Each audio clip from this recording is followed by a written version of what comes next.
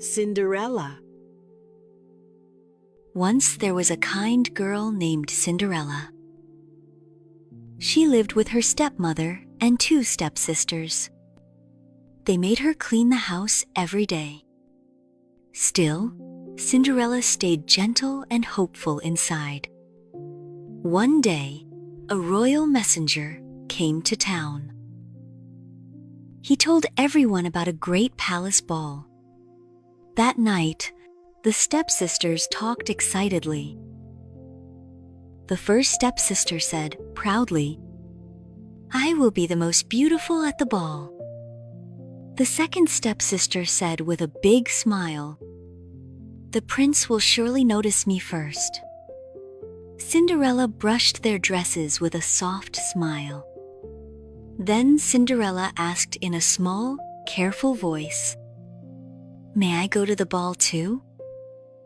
The stepmother looked at her with cold eyes. The stepmother answered in a harsh, hard voice, "No, you must stay here and work." That evening, the family rode away to the palace. Cinderella sat alone by the quiet kitchen fire. Tears fell as she whispered to herself. Cinderella said sadly to the empty room, "I wish I could dance at the ball." Suddenly, warm light filled the dark kitchen. A kind fairy godmother appeared with a gentle smile. The fairy godmother spoke in a bright, caring voice. "Why are you crying, dear Cinderella?" Cinderella wiped her eyes and answered softly. Cinderella said, with a small, hopeful sigh, "I want to go, but I have nothing nice." The fairy godmother nodded and raised her wand. The fairy godmother said in a loving, steady voice, "Dry your tears, I will help you." In a flash, a pumpkin turned into a gold carriage. Little mice became strong horses with shining coats. Cinderella's old dress changed into a blue gown. Glass slippers sparkled on her small, gentle feet.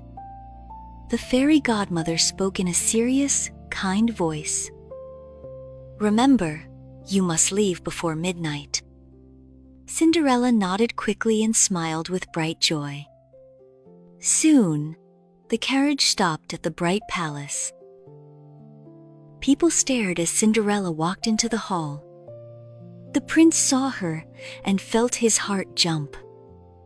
The prince spoke gently to the shining stranger. "May I have this dance with you?" Cinderella smiled and took his warm, waiting hand. They danced and laughed under the soft, golden lights. Suddenly, the big clock began to strike 12. Cinderella gasped and felt a rush of fear.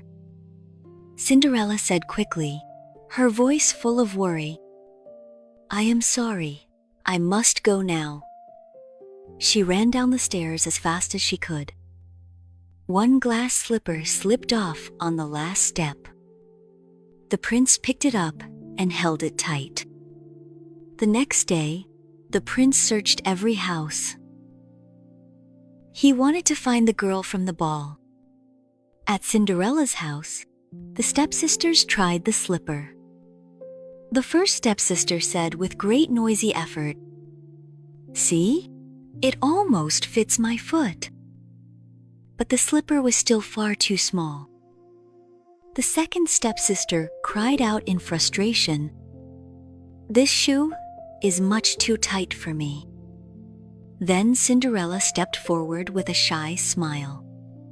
Cinderella asked softly, eyes full of gentle hope, "May I try the slipper, please?" The stepmother shook her head in disbelief. The stepmother whispered in a low, angry voice, "She is only a servant in this house." But the prince's helper offered the slipper kindly. Cinderella gently slid her foot into the glass shoe. It fit her perfectly, smooth and light.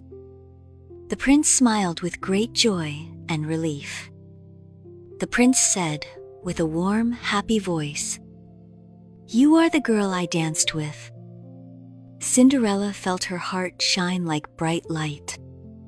Cinderella said softly, almost in a tiny whisper, "I was afraid, but I never forgot you."